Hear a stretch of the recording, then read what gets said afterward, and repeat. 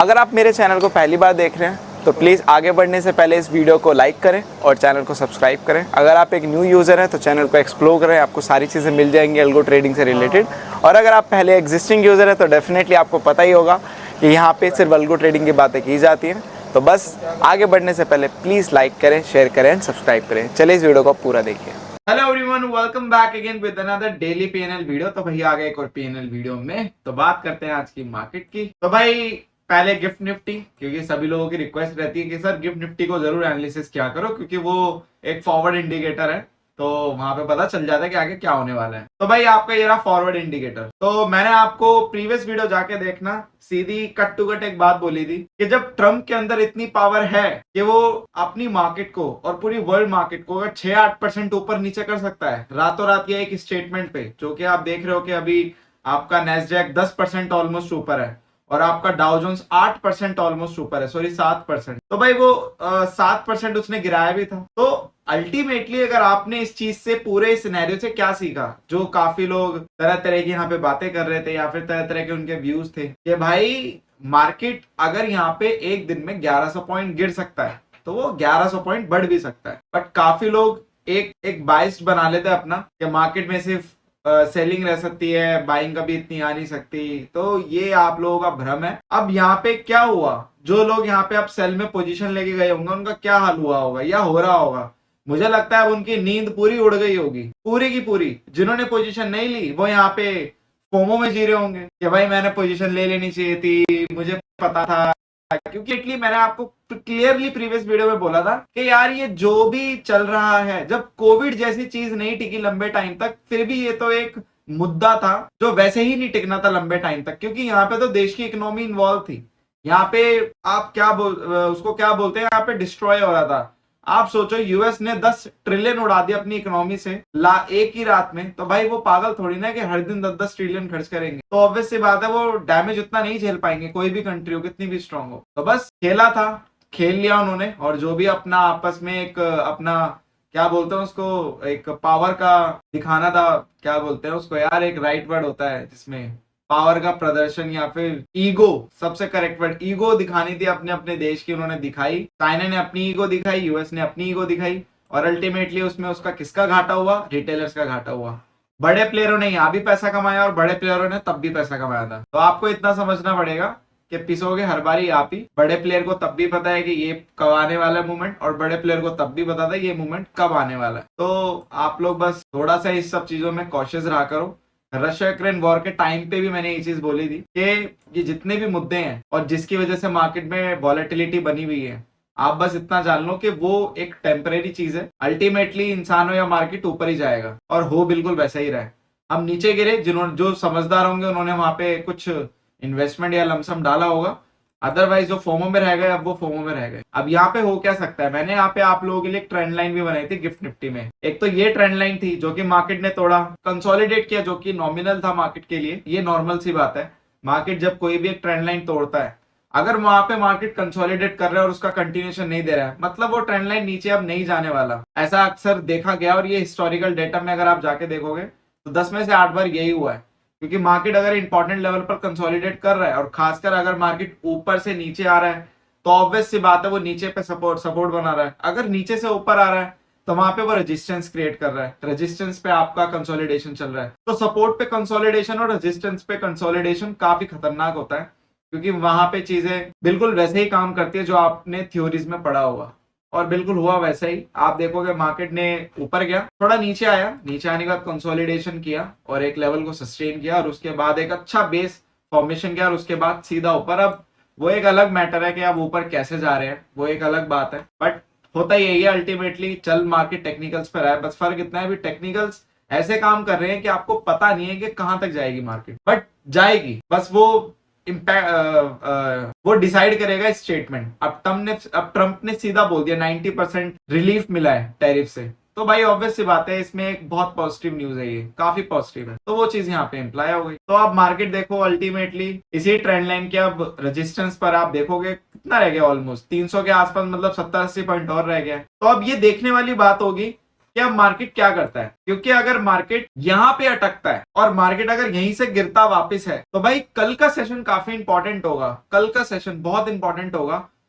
शायद कल छुट्टी है मार्केट की, तो अब देखने वाली बात है कि कल कैसा बिहेव करेगा मार्केट। बट अगर यहाँ पे मुझे लगता है कि अगर फ्राइडे को कोई अगर सेशन यहाँ पे, अगर फ्राइडे को मार्केट यहाँ पे खुलेगी तो वो सबसे ज्यादा इंपॉर्टेंट सेशन रहेगा मेरे लिए ये देखना कि हम, चलो आज तो ऑब्वियस सी बात है न्यूज आ गई, हम ऊपर चले गए और यहाँ पे जो भी हम जिस भी लेवल तक ऊपर चलेंगे इट्स इंपॉर्टेंट। बट अगर ऊपर की साइड में जो फ्राइडे वाला सेशन होगा मॉर्निंग में, जिस तरीके से गिफ्ट निफ्टी खुलेगा और यूएस किस तरीके से खुलेंगे वो बहुत डिपेंड करेगा, क्योंकि वहां पे आपको आगे की डायरेक्शन मिल जाएगी। क्योंकि ये दिन तो गया, इस पे तो हम कुछ नहीं कर सकते, गैप अप होगा, अब वो श्योर एंड श्योर अब हो जाएगा। बट उसके बाद मार्केट कहाँ जाएगा, ऊपर या वापस नीचे, कंटिन्यूएशन करेगा या फिर आपका डिक्लाइन होगा, ये आपका फ्राइडे का मॉर्निंग की ओपनिंग काफी मैटर करेगी।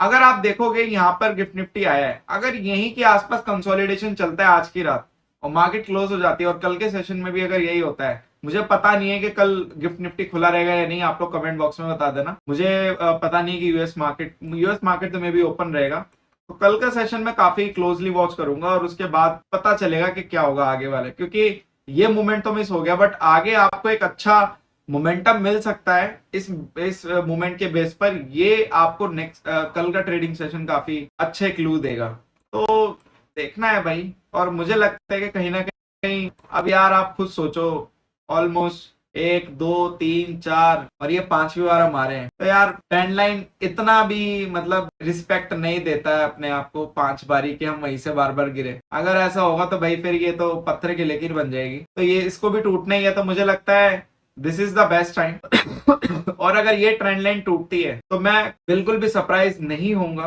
बिल्कुल भी सरप्राइज मुझे यहाँ पे नहीं होने वाला कि मार्केट आप लोगों का फिर ऑलमोस्ट पहले तो यही वाला लेवल 23,900 और 23,900 मुझे दिख रहा है अभी के लिए, 23,900 मैं बोल सकता हूँ गिफ्ट निफ्टी में। बाकी अभी एनालिसिस करेंगे निफ्टी पे कि कितना आ सकता है, बट मुझे 23,900 लग रहा है कि गिफ्ट निफ्टी में खिंच जाएगा। 23,900 गिफ्ट निफ्टी में, तो आप लोगों का निफ्टी में 23,800 के आसपास, वही 23,800 का लेवल फिर से आ गया जो मैंने आपको प्रीवियस कैलकुलेशन में बताया था। तो अगर ऐसा होता है तो भाई फिर मुझे लगता है 23,800 और उसके बाद फिर 24,000 भी हम फ्लो में चले जाएंगे, कोई बड़ी बात नहीं होगी, ठीक है। तो अब आप लोगों को समझ में आ गया होगा क्या इंपॉर्टेंस होती है टेक्निकल लेवल की और मार्केट की साइकोलॉजी की। हालांकि मैं एंड तक बाय कॉल लेके जा रहा था, एंड तक 3:29 तक भी मैंने ऑर्डर लगाया था, 3:29 पे, और मैंने 23,000 की कॉल परचेज भी की थी, मैंने लिटरली बता रहा हूँ। बट मैंने 3:29 को मैंने एग्जिट किया वो कॉल, सिर्फ इसलिए क्योंकि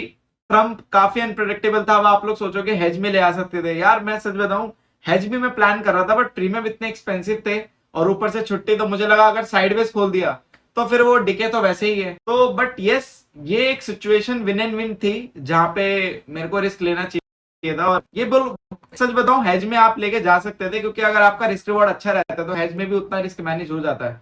बट पता नहीं क्यों यार, वही है ना, किस्मत की बात है, नहीं था ना वो मोमेंट ये हाथ में आया ना ये मोमेंट हाथ में आया, तो लेट्स सी अब कौन सा मोमेंट हाथ में आएगा, ठीक है। निफ्टी का भी यही हाल है, अब निफ्टी गैप अप खुलेगा तो आपका ऑलमोस्ट कितना हो गया 600 पॉइंट अगर मैं लगाऊं तो 23, मतलब ट्रेंड लाइन के पास ही खुलेंगे। जो गिफ्ट निफ्टी की ट्रेंड लाइन है वो देखो हिट कर रहा है, क्योंकि वो तो चल ही रहा है। निफ्टी की ट्रेंड लाइन जो होगी हिट आपकी गैप अप से होगी, और बहुत बड़ा गैप है भाई, बहुत बड़ा गैप है।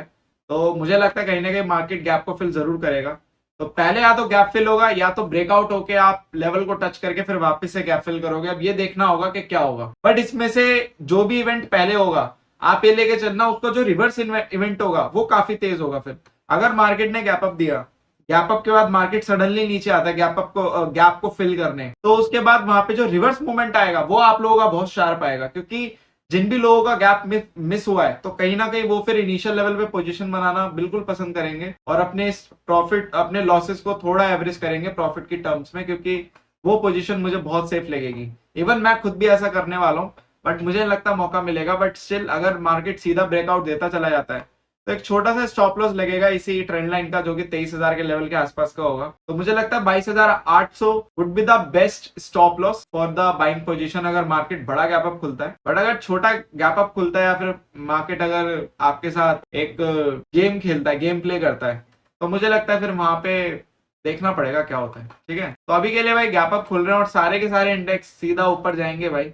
मुझे लगता है बैंक निफ्टी तो सीधा 52,000 ही ना खुल जाए अब, क्योंकि जिस हिसाब से सिनेरियो है। और सेंसेक्स और मिड कैप आप सभी का वही लेवल है। जैसे मिड कैप में मैंने आप लोगों को बताया था कि मिड कैप 11,000 और इवन 12,000 जाने के लिए भी रेडी है। तो अगर मिड कैप में 500 मिड कैप भी 300-400 पॉइंट का गैप अप आराम से हो जाएगा, तो मुझे लगता है ये भी 12,000 फ्लो में चला जाएगा, ठीक है। और यूएस मार्केट भाई बहुत खतरनाक ऊपर, और देखते हैं आप कितना सस्टेन रहता है। अगर सस्टेन रहता है तो मेरे हिसाब से फिर ये भी अपना 42-43,000 वापस से अचीव कर लेंगे। तो जो भी अगर आप देखोगे, जो भी यहाँ पे मार्केट ने डिस्ट्रॉय किया था, यूएस मार्केट ने जो भी उनको डेंट लगा था, अल्टीमेटली वो सारा का सारा रिकवर हो जाएगा। तो मार्केट गिरा भी, मार्केट चढ़ा भी, प्रॉफिट एंड लॉस किसका हुआ? रिटेलर्स का। फायदा किसका हुआ? बड़े प्लेयरों का। तो यही मार्केट की गेम, ठीक है। बात करते हैं यहाँ पे आज के पीएनएल की। तो भाई यहाँ पे आज रहा नेगेटिव, क्योंकि इसका सिंपल रीजन था, मार्केट एक रेंज में थी बट प्रीमियम आज काफी अलग तरीके से बिहेव कर रहे थे। अगर आप प्रीमियम बिहेवियर देखते तो काफी डिफरेंट था। और प्रीमियम मार्केट भले ही साइडवेज था बट प्रीमियम इतने स्पाइक कर रहे थे,